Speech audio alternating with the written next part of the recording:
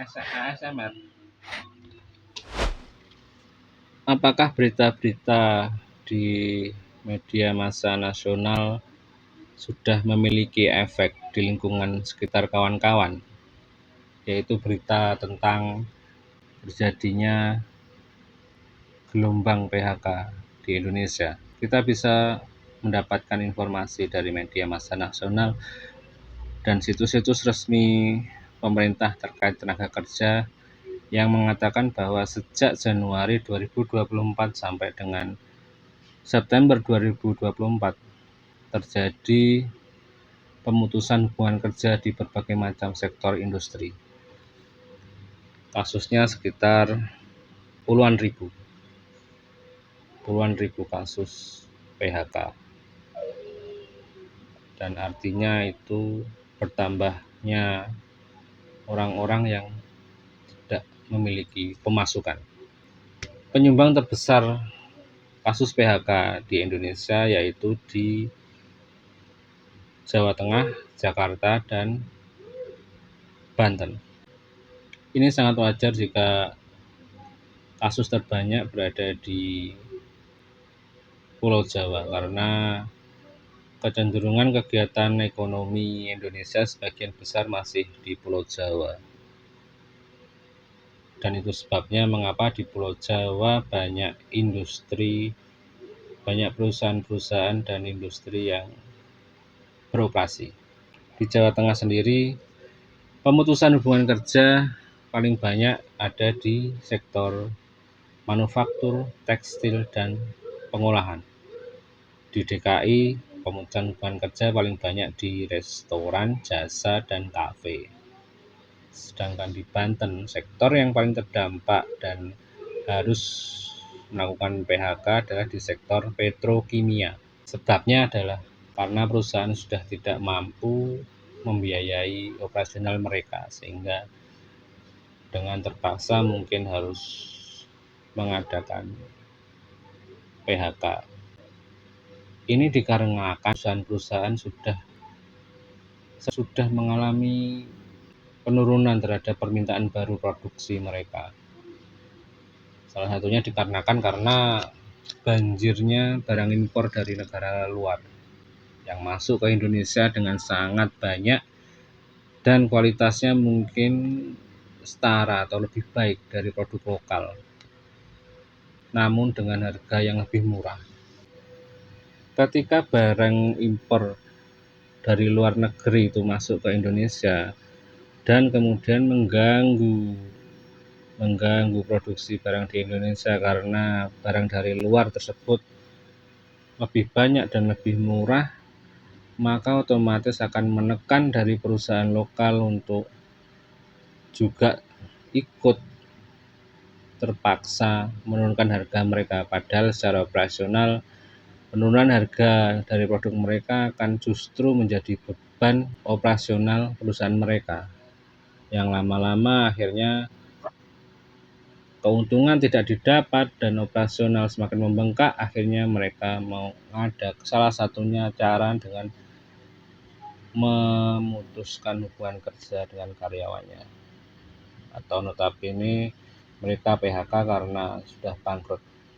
Efek dari gelombang PHK ini adalah ketika orang-orang sudah tidak memiliki pekerjaan, tidak memiliki penghasilan, maka yang paling jelas akan terjadi adalah penurunan daya beli masyarakat.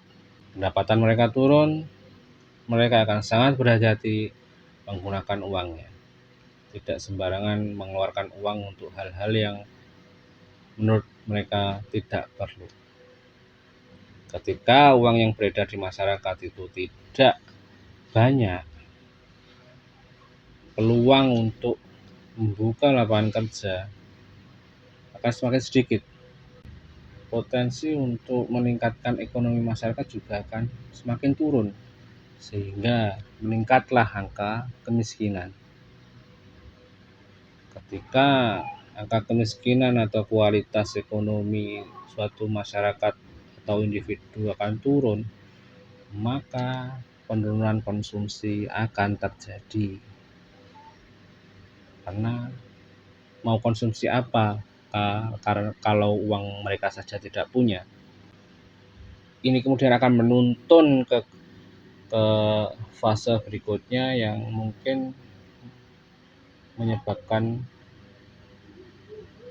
masyarakat akan menambah hutangnya untuk menutupi kebutuhan mereka. Ketika pemasukan tidak ada operasional untuk hidup harus jalan terus, maka kemungkinan yang akan terjadi adalah mereka akan menambah hutang. Semakin menumpuk dan menumpuk beban ekonomi mereka. Hal seperti ini perlu dibutuhkan intervensi dari pemerintah.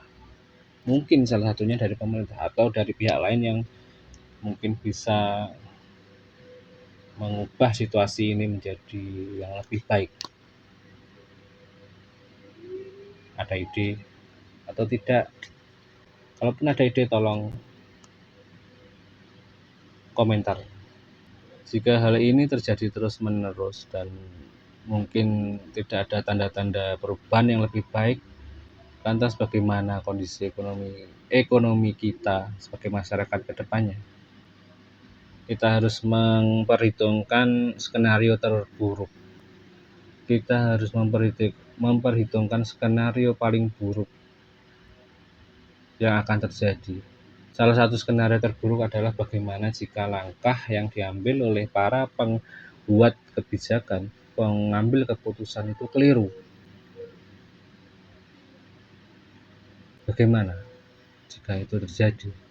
Maka situasi yang akan dihadapi adalah nanti tingkat pengangguran akan masih tinggi, akan semakin tinggi, atau malah tambah tinggi. Tidak tahu, yang jelas pengangguran masih akan sulit berkurang jika keputusan diambil kurang tepat atau keliru. Dan ketika pengangguran masih tinggi, sehingga daya beli masyarakat akan tetap rendah dan ketimpangan sosial akan semakin lebar. Apa yang akan terjadi jika ketimpangan sosial ini semakin lebar? Yang kaya makin kaya, yang miskin semakin miskin.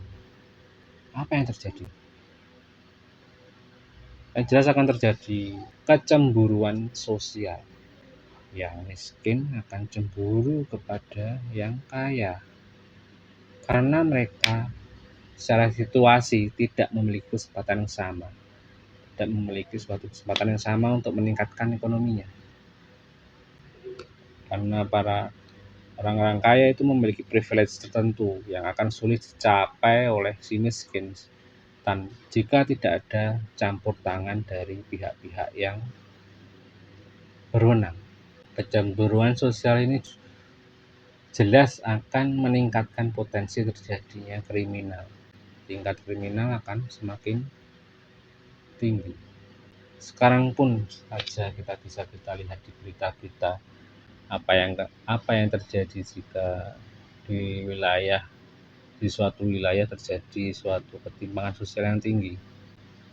Apakah akan terjadi peningkatan tindak kriminal atau penurunan kualitas masyarakatnya? Mungkin kita bisa lihat lebih dalam lagi.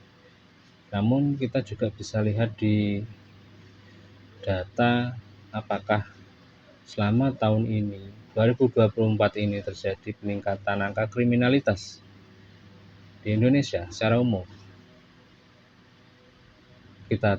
Saya belum tahu, tapi kita wajib waspada jika hal itu terjadi. Namun harapannya adalah kita tidak boleh pesimis bahwa hal ini akan semakin membenamkan kita ke suatu tingkat kualitas yang lebih rendah. Di situasi yang seperti ini dan diskenariokan akan mungkin akan terjadi beberapa tahun lagi, kita tetap harus memiliki harapan. Harapannya adalah ketika keadaan ekonomi seperti ini akan terjadi dalam jangka waktu yang mungkin tidak cepat,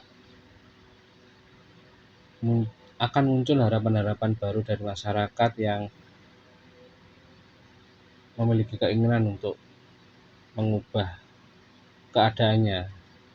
Mungkin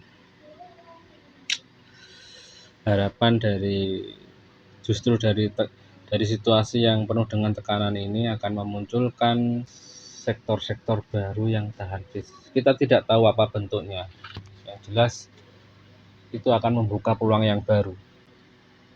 Ketika masyarakat sudah mulai jenuh dengan kondisi saat ini, mereka akan berusaha mencari-cari peluang, dan itu akan membuka peluang baru untuk keadaan yang baru. Jika peluang baru itu terbuka, entah itu apapun bentuknya yang mungkin sekarang ini belum terpikirkan, tapi itu akan membuat pemicu dan akan mendorong pertumbuhan ekonomi yang kemudian harapannya akan mengubah struktur ekonomi yang lama dan nantinya akan mengubah pola konsumsi masyarakat. Mungkin mereka akan lebih hemat atau lebih hati-hati untuk membelanjakan uangnya, atau membelanjakan uangnya hanya untuk hal-hal yang mereka anggap sangat penting, dan hal-hal yang mereka anggap sangat penting itu akan menjadi suatu bentuk bisnis yang baru juga mungkin. Dan untuk menghadapi hal tersebut, situasi-situasi tersebut kita harus memiliki sikap kita harus tetap tenang, kita tidak boleh panik, kita harus tetap menjaga kewarasan kita. Setelah itu ketika kita sudah chill, sudah mencapai ketenangan jiwa, tentu dalam menghadapi kechaosan ini kita perlu meningkatkan skill, karena kedepannya dengan peluang baru yang mungkin akan muncul, itu akan membutuhkan skill baru yang harus kita pelajari dari sekarang. Entah skill apa, kita tidak tahu. Kita mungkin hanya akan mencari-cari dan hanya bisa berusaha mengira-ngira. Tapi yang jelas kita tidak boleh diam. Kita harus meningkatkan skill kita. Selain itu kita juga harus memperluas jaringan kita, jaringan perkawanan kita, untuk saling membantu, saling berbagi informasi, saling menjaga agar paling tidak kita masih bisa hidup lebih lama. Yang jelas kita jangan menyerah, karena badai pasti berlalu lalang.